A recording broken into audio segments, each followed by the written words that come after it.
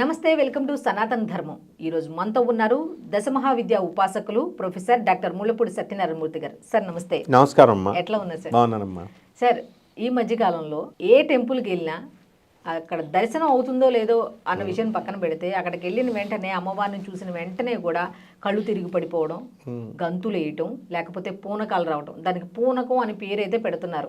ఒక రకంగా చూసే వాళ్ళకి ఎట్లా ఉంటుందంటే, ఏంటి అమ్మవారు అంటే అమ్మవారి మీదకి వస్తుందా, ఇట్లా ఉంటారా, ఇలా బిహేవ్ చేస్తారా అన్నట్టుగా ఉంది. ఈ ఒక రకంగా చెప్పాలంటే అమ్మవారు పరుగు తీస్తున్నారేమో అనిపిస్తుంది ఒక్కొక్కసారి. ఎందుకంటే వాళ్ళ ఒంటి మీద బట్టలు కూడా ఏ విధంగా ఊడిపోతున్నాయి అనేది కూడా చూసుకోకుండా చాలా దాన్ని ఏమనాలో కూడా అర్థం కాని భాష అనమాట. దీని మీద ఏం చెప్తారు? ఈ పూనకాల బ్యాచీలందరినీ 10 రోజుల క్రితం ఏం కూరేసుకుని తిన్నావురా, 10 రోజులు ఒక నెల క్రితం సోమవారం నాడు అని అడిగితే చెప్పలేరు వీళ్ళు. భూత భవిష్యత్ వర్తమానాలు తెలిసిపోవాలిగా మరి వీళ్ళకి. అమ్మవారు వచ్చేస్తే అమ్మవారు అంతీసినా వీళ్ళకి. ఇవన్నీ దొంగ నాటకాలు. లక్షలాది మంది ఉన్నారు పూనకాలు వస్తున్నాయని. వాళ్ళ ఫీలింగ్స్ పాపం హర్ట్ అవుతాయి. వాళ్ళంతా పాపం హిస్టీరియా పేషెంట్స్. వాళ్ళంతా రోగులతో సమానం. వాళ్ళు రోగులే అమ్మా. డప్పు కొడుతుంటే గానగాపురం వస్తే మాకు ఇట్లా ఇట్లా డమ్ డమ్ అంటే ఇట్లా బాడీ ఇలా ఇలా చేస్తారు, డ్యాన్సులు స్టెప్స్ వేస్తారు. వీళ్ళ కోసం అని చెప్పి అసలు ఆ దేవస్థానమే ట్రైన్ చేస్తుంది అంటారు. ఇంకా మా శర్మ అని మా గణగాపురంలో మా మాస్టర్ ఉన్నారు, హెడ్ మాస్టర్ గారు. గణపతి సచ్చిదానంద స్వామి వారు ఆశ్రమం చూస్తున్నప్పుడు మేనేజర్ ఆయన. వాళ్ళు అక్కడ ఉన్న వాళ్ళంతా చెప్పుకుంటుంటే వింటాం మేము. దేవస్థానమే పెడద్ది అక్కడ పైన. వాళ్ళు 2-3కి కూలి ఇచ్చి, అంటే వాళ్ళు ఎలా తయారైపోయారంటే వస్తారు ప్రతిరోజు సేమ్ క్యాండిడేట్స్ ఉంటారు అక్కడ. ఎంత అవలేలుగా ఎక్కేస్తారంటే కమాను టకటకటకటక పైకి ఎక్కేస్తారు. నీలాగున్న అమ్మాయి పాపం బాంబే నుంచి వచ్చిన అమ్మాయి పాపం, ఆమె హిస్టీరియా పేషెంట్ అమ్మాయి.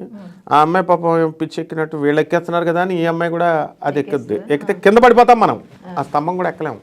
పడిపోతే కాళ్ళు చేతులు వేళ్ళు అన్ని నొప్పులు వచ్చేస్తాయి. నొప్పులు వచ్చేసి మనకి కంప్లీట్గా దెబ్బలు తింటాం. ఆమెను మోసుకొని వెళ్ళి దర్శనం ఇప్పించాం. తర్వాత అన్నిసార్లు పడిపోయింది, 3 సార్లు. వీళ్ళు ఆమె చెప్తుంది గోడకేసి తల కొట్టేసుకోవాలనిపిస్తుందంట. ఇలా వెళ్ళి 2 కాళ్ళతో వెళ్ళి గోడను కొట్టేసుకుంటారు. ఇదంతా రకరకాల రుగ్మతలు అనమాట. పూనకాలు అనేటటువంటివి ఎవరికి పడితే వాళ్ళకి రావమ్మ. పూనకం ఇప్పుడు భూత భవిష్యత్ అమ్మవారు వచ్చింది ఫర్ ఎగ్జాంపుల్ బాడీ మీదకి. ఇప్పుడు వర్షాలు బాగా కురుస్తాయిరా అన్నప్పుడు ఎండలు వస్తాయి. ఇవన్నీ ర్యాండమ్గా చెప్తారనమాట. రంగము, భవిష్యవాణి ర్యాండమ్గా చెప్తారు వీళ్ళు. మరి వీళ్ళ పేదరికంలో ఎందుకు ఉండాలి?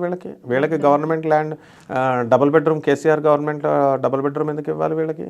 ఆమె అమ్మవారు అయినప్పుడు పెద్ద బ్రహ్మాండంగా మణిద్వీపం లాగా బ్రహ్మాండమైన బంగ్లా కట్టుకోవచ్చు కదా, నీతా అంబానీ కట్టినట్టు.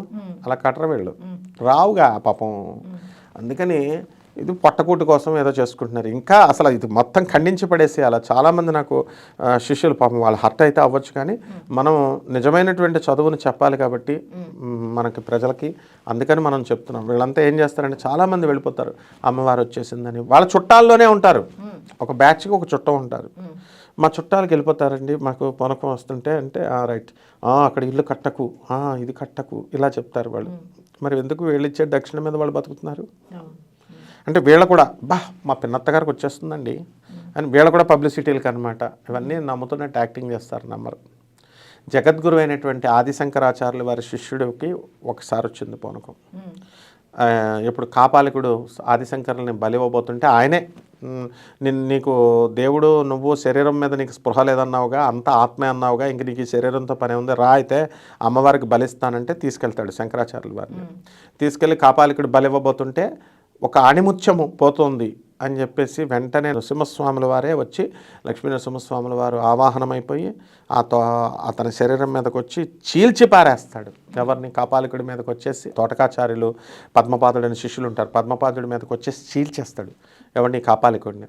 దాన్ని పూనకం అంటారు. అలాగే పండితారాధ్యుల వారు, అయ్యన్న పంతులు గారు మన బెజవాడ కనకదుర్గమ్మ దేవస్థానానికి వచ్చినప్పుడు వాళ్ళు మహాభక్తులు, స్నానం చేయడం లేదు, జ్వరం వచ్చింది 3 రోజుల నుంచి.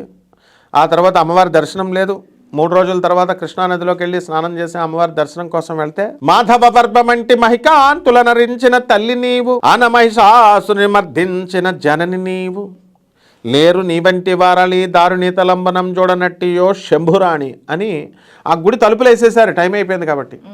అప్పుడు పండితారాధ్యుల వారు అయ్యన్న పంతులు గారు ప్రార్థించగానే ఆ అమ్మవారు తలుపులు పళ్ళుమని తెరిచినాయి. దీన్ని భక్తి అంటారు.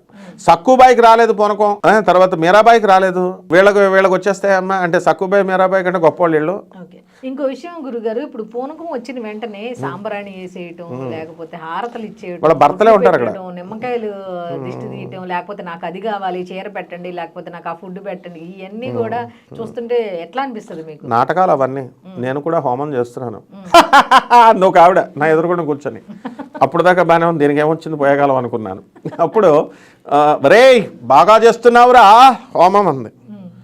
పూనకం వచ్చినట్టు అంటుంది. నేనేమన్నాను, సైలెంట్కి వెళ్ళి ముద్దార్థ గర్భం అంతా వెలిగిచ్చేసి నోట్లో పెట్టేస్తాను అన్నాను. జాగ్రత్త మళ్ళా అన్న, నీ గురించి మంచిగా చెప్తున్నాను కదరా అంది. మంచి అవసరం లేదు, చెడు అవసరం లేదు.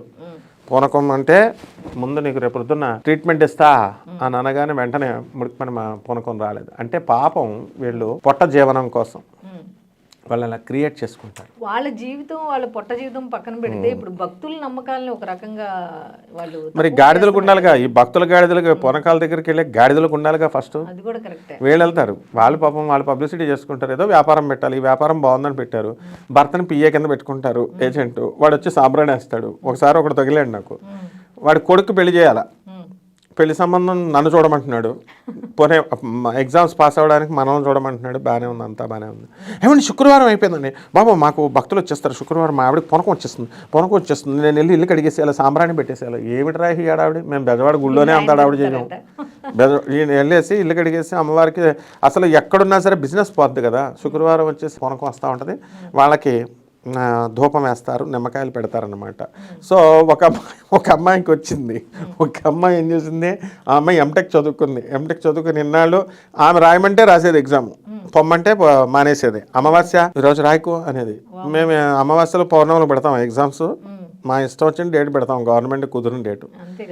ఆమె మాటలు ఏం రాలేదు, ఇప్పటికీ బేగా బాండ్ కింద రోడ్ల మీద తిరుగుతుంది. ఒకసారి అడిగినప్పుడు, ఏమండి గురువుగారు ఈ పొనకాలన్నీ అబద్ధాలండి, అయితే ఇన్ని సంవత్సరాల నుంచి నేను వెళ్తున్నానంది, నీకు బుర్ర తక్కువ కాబట్టి నువ్వు వెళ్ళావన్నాను. సో ఈ పూనకాలు వీళ్ళు కూడా దయచేసి వీళ్ళు ఇంకొక బిజినెస్లు పెట్టుకోవచ్చు. సనాతన ధర్మానికి చెడ్డ పేరు వస్తుంది కాబట్టి వీళ్ళ అవి చేయకూడదు అనమాట. పూనకాలు ఇవన్నీ హిస్టీరియా అంటారమ్మా. వీక్ మైండెడ్ బాడీ, ఆ డ్రమ్స్ రాగానే ఒక లయ వస్తుంది, ఒక ఊపు వస్తుంది, డ్యాన్సులు ఎలాగైతే వేస్తారో అలా అనమాట. ఒక భావనలో ఉండిపోతారు వాళ్ళు. కొంతమంది 75% నటిస్తారు, వాళ్ళకి అన్నీ తెలుస్తూ ఉంటాయి. మిగతా 25% హిస్టీరియాలో ఉండిపోతారు. మన గాణగాపురం మొత్తం మెంటల్ గాళ్ళందరూ మాకు గాణగాపురం వస్తారు. మీకు వస్తే చూపిస్తాను నేను. ఒక ట్రైన్లో వెళ్తుంటే ఒక టికెట్ కలెక్టర్ వచ్చాడు. టికెట్ అని మంచి ఫాస్ట్గా వచ్చాడు. నా పక్కన కూర్చున్నాడు ఒకడు, వాడు పొనకాలు వస్తాయంట. టికెట్ అడగగానే జేబులో టికెట్ తీసుకుని హే అన్నాడు ఒకసారి. అనగానే వాడు టికెట్ కలెక్టర్ భయం వేసి ప్యాడ్ కింద పారిపోయాడు. అంటే ఈ పిచ్చోళ్ళు ఎప్పుడు అరుస్తారో తెలియదు, ఎప్పుడు పొనకాలు వస్తాయో తెలియదు, ఎప్పుడు ఇది వస్తుందో తెలియదు. So this is all trash. Swami Vivekananda, ఆదిశంకరులు, రమణ మహర్షి, పరమహంస యోగానందుల వారు, ప్రభాత్ రంజన్ సర్కార్ గారు, వీళ్ళు చదివిన ఒక యోగి ఆత్మకథ ఇవన్నీ చదవాలి. శంకరాచార్య శంకర విజయాలు ఇవన్నీ చదవాలి, జ్ఞానాన్ని పెంచుకోవాలి. అటువంటప్పుడు ఇవన్నీ కూడా భక్తులు వెళ్ళరు, డెవలప్ అవుతారు. గురుస్థానం అంటే ఏంటమ్మా, ఆదిశంకర్లు ఉండగా. What is all this non sense? So ఇవన్నీ ట్రాష్ అమ్మా. థ్యాంక్ యూ గురుగారు. థ్యాంక్ యూ అమ్మా.